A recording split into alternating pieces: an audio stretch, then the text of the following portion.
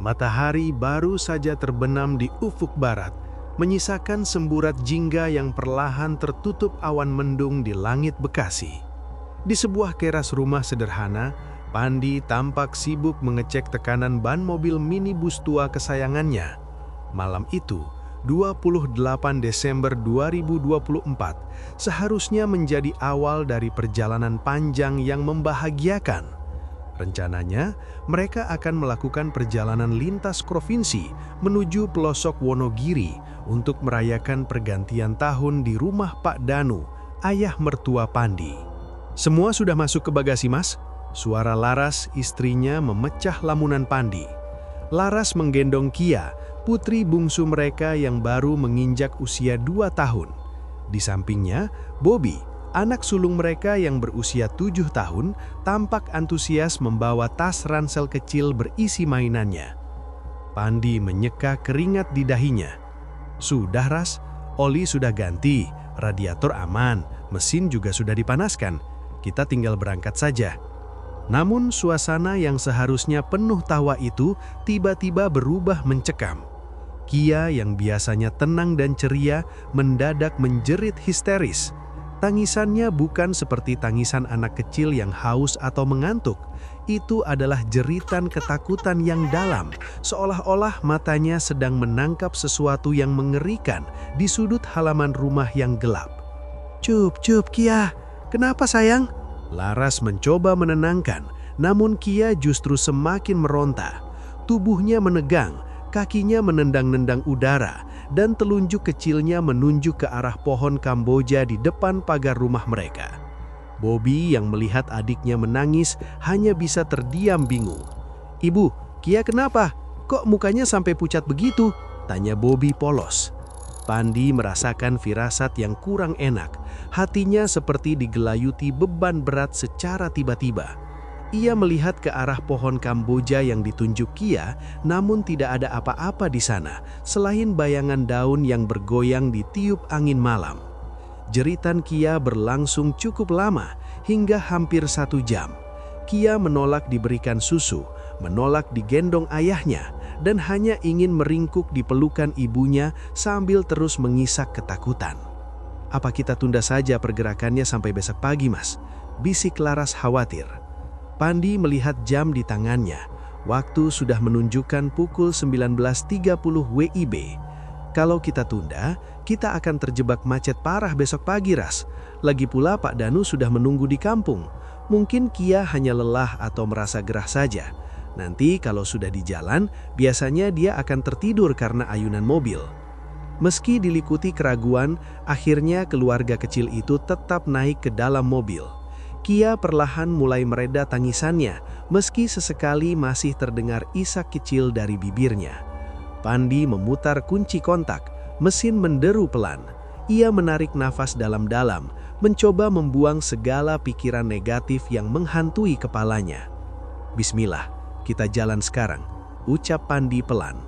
Mobil pun perlahan bergerak meninggalkan halaman rumah, menembus dinginnya malam menuju jalur Pantura. Pandi tidak pernah menyangka bahwa tangisan Kia malam itu adalah peringatan pertama dari serangkaian kejadian luar biasa yang akan mengubah hidupnya selamanya di jalur sunyi alas Roban. Jarum jam di dashboard mobil menunjukkan pukul 01.15 dini hari. Aspal mulus jalan tol yang sedari tadi dilewati Pandi perlahan berganti menjadi jalanan aspal yang lebih kasar saat ia memutuskan untuk keluar di wilayah Batang. Keputusan ini diambil bukan tanpa alasan.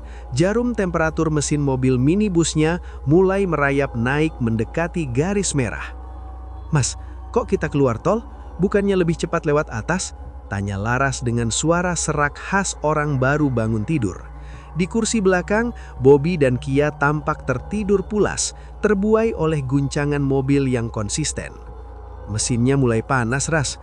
Mas khawatir kalau dipaksa di jalan tol nanti malah meledak dan tidak ada tempat menepi.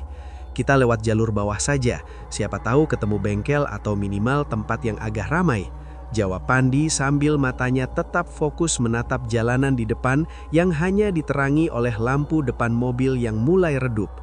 Namun harapan Pandi pupus saat mereka mulai memasuki kawasan yang dikenal sebagai Alas Roban.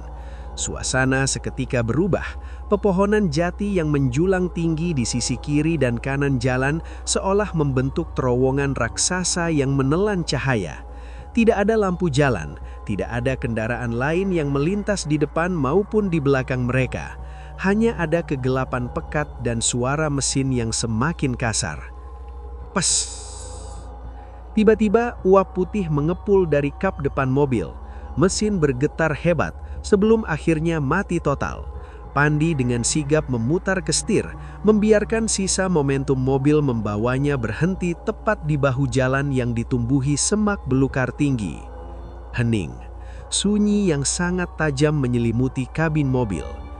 "Mogok, Mas," bisik Laras, wajahnya mendadak pucat. Ia melihat keluar jendela, namun hanya melihat kegelapan yang seolah bergerak-gerak di antara batang pohon jati. "Iya, radiatornya pasti kering. Kamu tetap di sini, kunci pintu dari dalam. Mas mau cek sebentar," ujar Pandi mencoba tenang meski jantungnya berdegup kencang. Ia mengambil sebuah senter kecil dan sebuah jerigen plastik kosong dari bagasi belakang.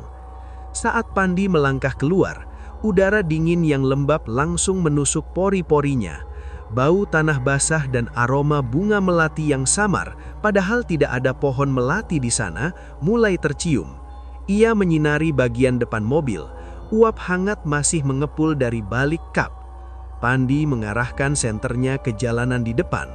Jauh di sana, sekitar 200 meter, ia melihat cahaya temaram yang berkelip-kelip. Tampak seperti sebuah bangunan kecil di pinggir jalan. "Mas mau ke sana sebentar, cari air. Itu sepertinya ada warung. Kamu jangan buka pintu untuk siapapun sampai Mas kembali ya," pesan Pandi pada Laras. Laras hanya mengangguk pelan sambil memeluk Kia yang masih tertidur. Pandi mulai berjalan. Suara langkah kakinya di atas kerikil jalanan terdengar sangat nyaring di tengah kesunyian Alas Roban yang mencekam. Setiap beberapa langkah, ia merasa seperti ada mata yang mengawasinya dari balik kegelapan hutan, mengintai setiap gerakannya dengan rasa lapar yang tak kasat mata. Ia terus berjalan, tidak menyadari bahwa di warung yang ditujunya itu, sesuatu yang bukan manusia sudah menantinya. Pandi berjalan menyusuri pinggiran aspal yang kasar. Cahaya senter di tangannya sesekali bergoyang, menyambar batang-batang pohon jati yang tampak seperti barisan raksasa yang sedang mengintai. Suasana Alas Roban di jam 2 pagi ini benar-benar sunyi. Tipe sunyi yang membuat telinga berdenging. Tidak ada suara jangkrik, tidak ada kepakan sayap burung malam. Hanya deru napas Pandi yang mulai memburu. Cahaya temaram yang dilihatnya dari kejauhan tadi kini mulai jelas. Itu memang sebuah bangunan, namun bukan warung yang ramai. Bangunan itu tampak seperti pos peristirahatan lama atau bekas warung kopi yang sudah ditinggalkan bertahun-tahun. Atap sengnya sudah berkarat dan melengkung, sementara dinding kayunya tampak lapuk dan dipenuhi lumut kering. Namun, perhatian Pandi teralih pada sesuatu yang berada di samping bangunan itu. Astaga! Pandi menghentikan langkahnya sekitar 10 meter dari bangunan tersebut. Di sana, di bawah sebuah lampu neon kecil yang berkedip-kedip sekarat, berdiri seorang anak kecil perempuan. Anak itu membelakangi Pandi, menghadap ke arah hutan rimba yang pekat. Tubuhnya kecil, mungkin seumuran dengan Kia jika Kia sudah sedikit lebih besar, sekitar 5 tahun. Ia mengenakan gaun putih sederhana yang sudah sangat kusam, warnanya lebih menyerupai abu-abu karena debu dan tanah yang menempel. Rambutnya panjang sebahu, hitam legam namun tampak kusut. Anak itu hanya diam mematungi. Ia tidak bergerak sedikit pun, seolah-olah sedang menunggu sesuatu yang akan keluar dari balik pepohonan jati yang gelap itu. "Dek, kamu sedang apa di sini sendirian?" tanya Pandi dengan suara bergetar. Ia mencoba bersikap tenang, berpikir mungkin anak ini adalah putri dari pemilik warung di sekitar sini yang masih buka. Anak itu tidak menjawab, ia tetap berdiri mematungi. Pandi mendekat perlahan, langkahnya terasa berat seolah-olah udara di sekitarnya menjadi lebih padat. "Dek, mana orang tuamu?" Om butuh air untuk mobil Om yang mogok di sana." Tetap tidak ada reaksi. Angin malam berembus kencang, menggoyang dahan-dahan pohon di atas mereka. Namun pakaian anak itu tetap diam, tidak bergerak sedikit pun tertiup angin. Hal ini membuat bulu kuduk Pandi berdiri tegak. Pandi memutuskan untuk tidak mendekat lebih jauh. Ia melihat sebuah keran air di sudut bangunan yang masih meneteskan air ke dalam sebuah ember semen tua. Tanpa menunggu jawaban lagi, ia segera mengisi jerigennya. Matanya terus melirik ke arah anak kecil itu, waspada jika tiba-tiba ia melakukan gerakan yang tidak terduga. Setelah jerigen terisi penuh, Pandi segera berbalik. Ia ingin secepat mungkin kembali ke mobilnya. Namun saat ia melangkah menjauh, ia mendengar suara halus dari arah belakangnya. "Ikut." Suara itu sangat kecil, hampir seperti bisikan angin, namun terdengar sangat jelas di telinga Pandi. Suaranya kering, dingin, dan sama sekali tidak terdengar seperti suara anak kecil manusia. Pandi tidak berani menoleh. Ia mempercepat langkahnya, setengah berlari kembali ke arah mobilnya yang terparkir di kegelapan. Ia tidak menyadari bahwa meski ia telah menjauh, sepasang mata yang tidak normal terus menatap punggungnya dari balik bayang-bayang warung tua itu. Pandi berhasil kembali ke mobil dengan napas terengal-engal. Tanpa membuang waktu, ia segera menuangkan air ke radiator yang masih terasa panas. Setelah mesin berhasil menyala, ia segera tancap gas. Laras yang berada di sampingnya tampak bingung melihat suaminya berkeringat dingin, namun Pandi hanya diam seribu bahasa. Mobil melaju membelah jalanan alas roban yang berkelok-kelok. Sekitar 1 kilometer dari tempat pertama, sebuah SPBU tua muncul di kejauhan. Pandi berniat berhenti di sana untuk sekadar menenangkan diri dan memastikan kondisi mesin benar-benar stabil. Namun mesin mobilnya kembali berulah. Getaran hebat terasa di pedal gas dan mesin mati tepat 100 meter sebelum gerbang SPBU. Pandi terpaksa menepi lagi. Kali ini ia melihat sebuah bangunan semi permanen di seberang jalan yang tampak seperti halte atau tempat menunggu bus yang sudah terbengkalai. "Mas, lihat itu," Laras menunjuk. Pandi menajamkan penglihatannya. Di sana, di bawah sorot lampu jalan yang remang-remang, berdiri gadis kecil yang sama. Ia berdiri di pinggir jalan, namun kali ini posisinya menghadap ke arah mobil mereka. Kepalanya tertunduk dalam, rambut kusutnya menutupi seluruh wajahnya. Rasa kemanusiaan Pandi tiba-tiba muncul di tengah ketakutannya. Ia berpikir bagaimana jika itu benar-benar anak manusia yang tertinggal atau tersesat. Di sisi lain, ia ingin memastikan apakah yang ia lihat sebelumnya hanyalah halusinasinya. "Kamu tunggu di sini, Ras. Mas mau coba tanya. Kasihan kalau dia benar-benar butuh bantuan," ujar Pandi sambil membawa jerigen kosong sebagai alasan. Pandi menyeberang jalan perlahan. Suasana sangat sunyi, hanya suara gesekan dedaunan jati yang tertiup angin. Semakin dekat ia melangkah, suhu udara di sekitarnya terasa turun drastis, membuat napasnya mengeluarkan uap putih. "Dek, kamu kenapa di sini?" Pandi berdiri hanya berjarak 3 meter di belakang anak itu. Anak itu tetap diam, namun terdengar suara rintihan pelan. "Hiks, hiks." Suara tangisnya sangat menyayat hati, terdengar sangat pilu dan putus asa. "Jangan menangis, Dek. Di mana rumahmu? Mau ikut Om ke depan? Di sana ada pom bensin, mungkin ada orang yang bisa bantu." Pandi mencoba menawarkan bantuan, suaranya lembut meski tangannya gemetar hebat. Anak itu perlahan saja berhenti merintih. Sunyi sesaat. Tiba-tiba terdengar suara tawa yang sangat halus namun tajam. Hi.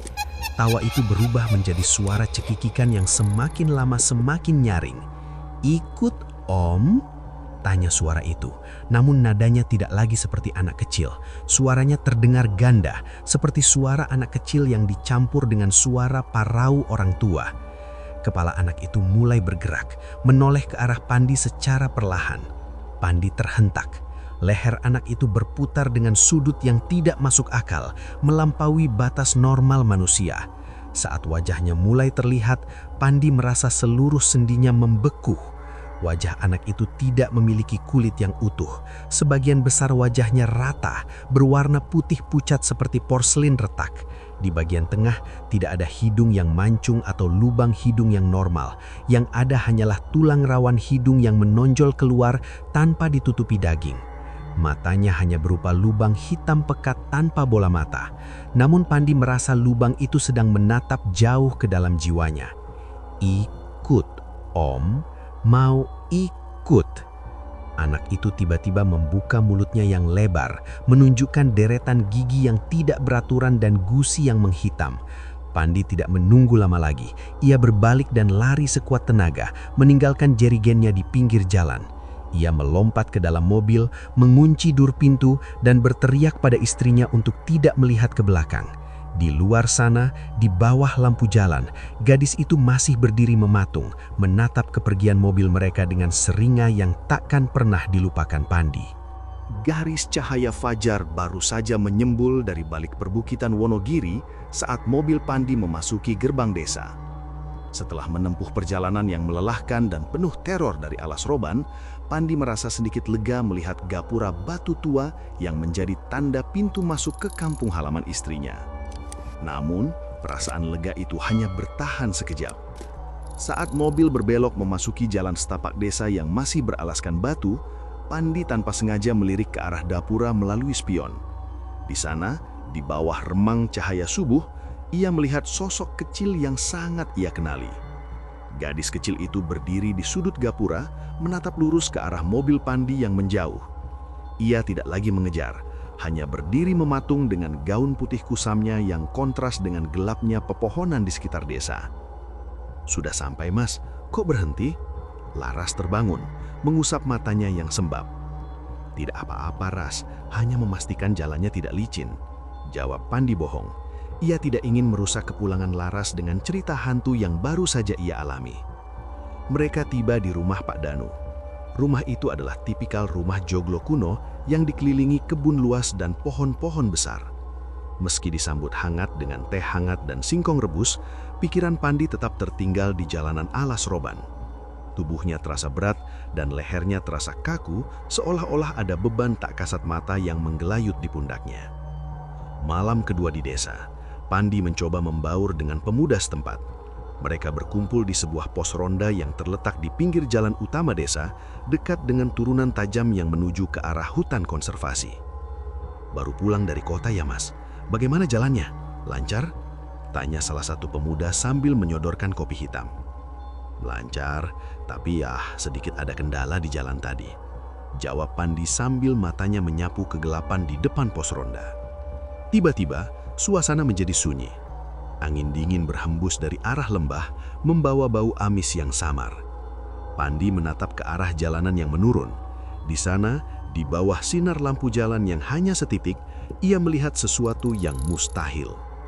Awalnya ia mengira itu adalah tiang telepon atau batang pohon jati yang kurus. Namun, benda itu bergerak. Itu adalah sesosok makhluk yang sangat tinggi, mungkin mencapai 3 atau 4 meter.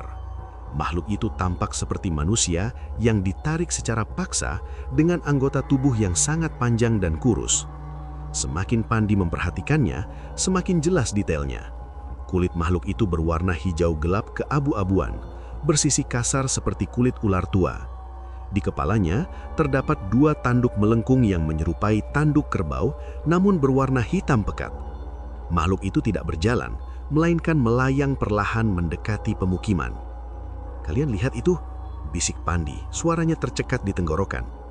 "Lihat apa, Mas?" "Tidak ada apa-apa," jawab pemuda di sampingnya sambil terus asik bermain kartu. Pandi terdiam. Makhluk hijau bertanduk itu kini berhenti tepat di bawah lampu jalan, sekitar 50 meter dari pos ronda. Ia memiringkan kepalanya, menatap Pandi dengan mata besar yang bersinar kekuningan. Tak lama kemudian, dari balik bayang-bayang kaki makhluk raksasa itu, muncul sosok kecil yang Pandi kenal. Gadis kecil itu dari alas roban. Gadis itu menunjuk ke arah Pandi, seolah-olah sedang menunjukkan target kepada makhluk besar tersebut. Pandi merasakan sekujur tubuhnya lemas. Ia menyadari satu hal yang mengerikan. Gadis itu tidak hanya mengikutinya, tapi ia juga membawa teman-teman dari alam lain untuk mengenalkan siapa yang telah berani menyapanya di tengah hutan malam itu. Malam tanggal 31 Desember tiba. Desa yang biasanya sunyi senyap, kini sedikit lebih hidup. Warga berkumpul di sekitar pos ronda dan halaman rumah Pak Danu untuk merayakan pergantian tahun. Suara tawa, kepulan asap jagung bakar, dan sesekali ledakan kembang api kecil di langit seharusnya memberikan rasa aman bagi Pandi. Namun, bagi Pandi, keramaian ini terasa seperti panggung sandiwara yang menutupi kenyataan pahit di baliknya. Pandi duduk di bangku kayu depan rumah, mencoba menikmati kopi hitamnya. Namun matanya terus melirik ke arah jalanan gelap di depan rumah. "Mas, jangan melamun terus. Ini jagungnya sudah matang," ujar Laras sambil menyodorkan jagung bakar. Pandi hanya tersenyum tipis, tangannya gemetar saat menerima jagung itu. Sekitar pukul 12.30 malam, suasana mulai berubah aneh. Pandi melihat beberapa sosok berjalan dari arah kegelapan hutan di sisi kiri jalan. Mereka berjalan perlahan satu demi satu. Awalnya Pandi mengira mereka adalah warga kampung tetangga yang ingin ikut merayakan tahun baru. Namun pakaian mereka sangat tidak lazim. Mereka mengenakan caping bambu yang sudah hancur dan baju petani yang sangat lusuh, penuh dengan lumpur kering seolah-olah mereka baru saja bangkit dari liang lahat atau keluar dari sawah setelah puluhan tahun terkubur. Sosok-sosok petani itu tidak bicara. Mereka hanya berdiri tersebar di pinggir jalan, menatap ke arah kerumunan warga dengan pandangan kosong. Warga yang lain tampak tidak menyadari keberadaan mereka. Bahkan ada yang berjalan melewati sosok-sosok itu tanpa reaksi sedikit pun. Hanya Pandi yang bisa melihat betapa pucat dan kaku kulit mereka di bawah sorot kembang api di langit. Tiba-tiba, dari arah turunan yang gelap, muncul sesuatu yang membuat jantung Pandi seakan berhenti berdetak. Sebuah sosok putih berdiri tegak di samping sebuah pohon nangka besar. Sosok itu bukan manusia. Tingginya melampaui atap rumah warga, kurus dan kaku seperti tiang listrik yang dibalut kain kafan putih. Kain pembungkusnya tampak sangat kotor, dipenuhi bercak coklat seperti noda darah tua dan tanah. Sosok pocong raksasa itu tidak bergerak, hanya berdiri mematung memandang datar ke arah Pandi. Yang membuat Pandi semakin lemas adalah sosok yang berdiri tepat di samping kaki pocong raksasa itu. Gadis kecil dari alas roban itu kembali muncul. Kali ini ia tidak menunduk, ia menatap lurus ke arah Pandi. Wajahnya yang rata dengan tulang nidung yang menonjol terlihat jelas saat terkena kembang api yang meledak di langit. Pandi memberanikan diri untuk melihat lebih detail ke arah wajah sosok kain kafan raksasa itu. Ia segera menyesalinya. Wajah di balik ikatan tali kafan itu tampak hancur lebur, seperti kulit manusia yang baru saja dicelupkan ke dalam minyak mendidih, merah, mengelupas, dan menunjukkan lapisan daging yang membusuk. "Mas, kamu lihat apa?" Laras tiba-tiba menyentuh bahu Pandi. Pandi terperanjat hingga kopinya tumpah. Tidak apa-apa, Ras. Aku hanya sedikit pusing," jawab Pandi dengan napas memburu. Di tengah suara dentuman kembang api yang meriah di langit, Pandi justru merasa sedang berada di tengah-tengah upacara kematian yang megah. Gadis kecil itu terus menunjuk ke arah Pandi, sementara sosok raksasa di sampingnya perlahan memiringkan kepalanya yang hancur, seolah-olah sedang menandai wajah Pandi untuk pertemuan berikutnya. Malam itu, di saat semua orang bersorak menyambut tahun baru, Pandi menyadari bahwa ia tidak lagi sendirian di dunia ini. Ia telah membawa sesuatu yang tidak akan melepaskannya begitu saja. Perjalanan pulang dari Wonogiri menuju Bekasi terasa sangat sunyi bagi Pandi. Meski mobilnya tidak lagi mengalami gangguan mesin, batinnya tidak tenang. Ia terus melirik kaca spion tengah, khawatir melihat sosok gadis kecil itu duduk di kursi belakang bersama anak-anaknya. Beruntung, hingga sampai di rumah, segalanya tampak normal. Namun, ketenangan itu hanyalah fata morgana. 2 hari setelah kepulangan, Pandi harus kembali bekerja. Ia bekerja sebagai operator forklift di sebuah pabrik manufaktur besar. Karena tumpukan pekerjaan setelah libur panjang, Pandi diminta mengambil jam lembur hingga pukul 10 malam. Area pabrik tempat Pandi bekerja sangat luas, terutama di bagian gudang penyimpanan material kayu yang terletak di bagian belakang, jauh dari hiruk-pikuk mesin produksi. Gudang itu dipenuhi dengan tumpukan papan kayu yang disusun tinggi, membentuk lorong-lorong sempit yang menyerupai labirin gelap. Sekitar pukul 20.30, saat Pandi sedang mengoperasikan forkliftnya untuk memindahkan palet kayu, lampu di lorong gudang tiba-tiba berkedip-kedip. Suara mesin forklift yang menderu keras biasanya membuat Pandi merasa berani. Namun malam itu, ia merasa ada sesuatu yang aneh di antara sela-sela tumpukan kayu. Pandi menghentikan mesinnya. Sunyi menyergap. Di ujung lorong yang gelap, ia melihat sekelebat bayangan kecil berlari melintasi tumpukan papan. Pandi terdiam. Jantungnya berdegup kencang. Ia mencoba meyakinkan dirinya sendiri bahwa itu mungkin hanya seekor kucing atau tikus besar. Namun, bayangan itu kembali muncul. Kali ini berdiri diam di balik pilar besi. Pandi menyalakan lampu sorot forkliftnya ke arah pilar tersebut. Di sana, gadis kecil dengan gaun putih kusam itu berdiri, menatapnya dengan wajah ratanya yang mengerikan. Ia tidak bersuara, hanya berdiri di sana, di tengah-tengah pabrik modern ribuan kilometer dari alas roban. "Astaga, kenapa kamu masih di sini?" bisik Pandi dengan suara gemetar. Pandi segera turun dari mesin dan berlari mencari rekan kerjanya, seorang ceker gudang yang sedang berada di kantor depan. Ia mengajak rekannya itu kembali ke lokasi, namun seperti yang sudah-sudah, gadis itu hilang tanpa jejak. Kondisi psikologis Pandi mulai hancur. Ia menjadi sangat paranoid. Di rumah, ia tidak bisa tidur. Ia sering mendengar suara langkah kaki kecil berlari di atas plafon kamarnya. Bahkan saat ia sedang mandi, ia merasa ada seseorang yang mengintipnya dari balik tirai. Puncaknya adalah ketika Kia, anaknya, mulai sering menangis histeris di tengah malam sambil menunjuk-nunjuk ke arah pohon belimbing di depan rumah mereka.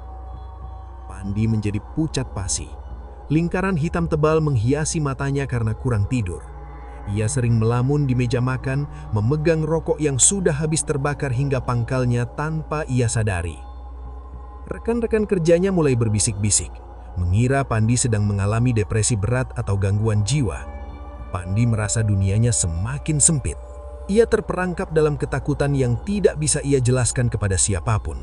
Sementara sosok-sosok dari alas roban itu seolah sedang berpesta melihat kehancuran mentalnya. Kondisi Pandi sudah mencapai titik nadir. Tubuhnya kurus kering, matanya cekung, dan ia mulai sering bicara sendiri. Laras, yang awalnya mengira suaminya hanya kelelahan, akhirnya menyadari bahwa ada sesuatu yang tidak beres setelah ia menemukan Pandi sedang bersujud di depan pohon belimbing sambil menangis memohon ampun pada sesuatu yang tidak terlihat. Atas saran seorang kawan lama, Pandi akhirnya dibawa menemui seorang tetua di pinggiran Bekasi yang dikenal sebagai Abah Guru. Abah Guru adalah pria sepuh yang tenang dengan tatapan mata yang sangat tajam, seolah bisa melihat lapisan-lapisan yang tidak bisa dilihat mata manusia biasa. "Kamu membawa oleh-oleh yang cukup banyak dari perjalananmu kemarin ya?"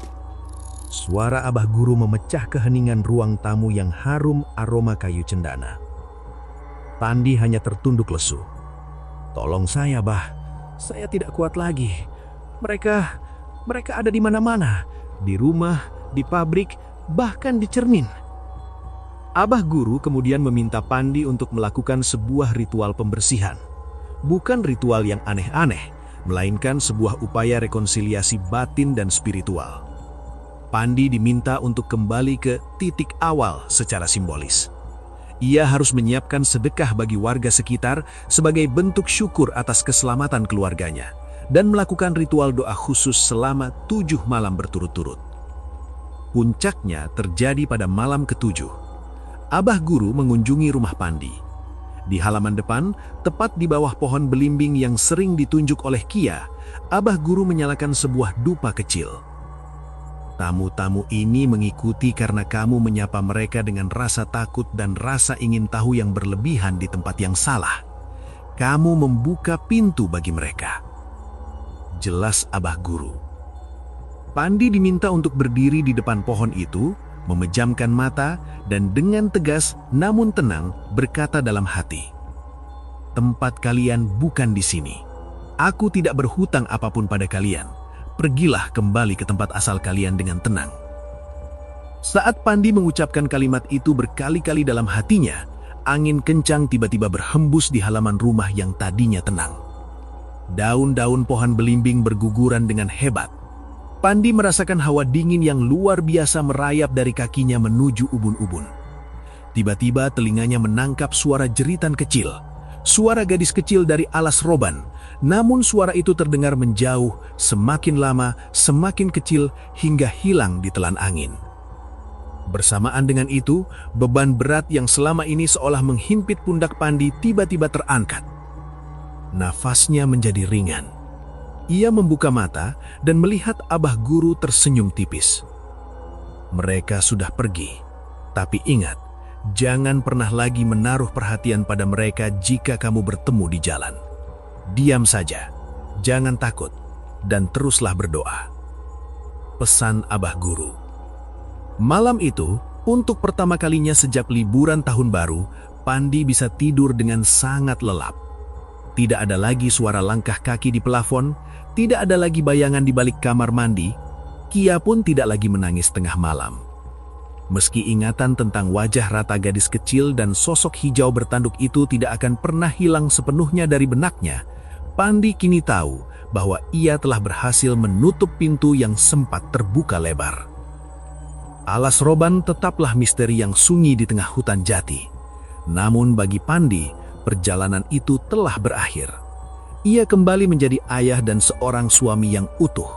Meski kini ia selalu memastikan untuk tidak pernah lagi menoleh ke belakang saat melewati jalanan yang sunyi di tengah malam.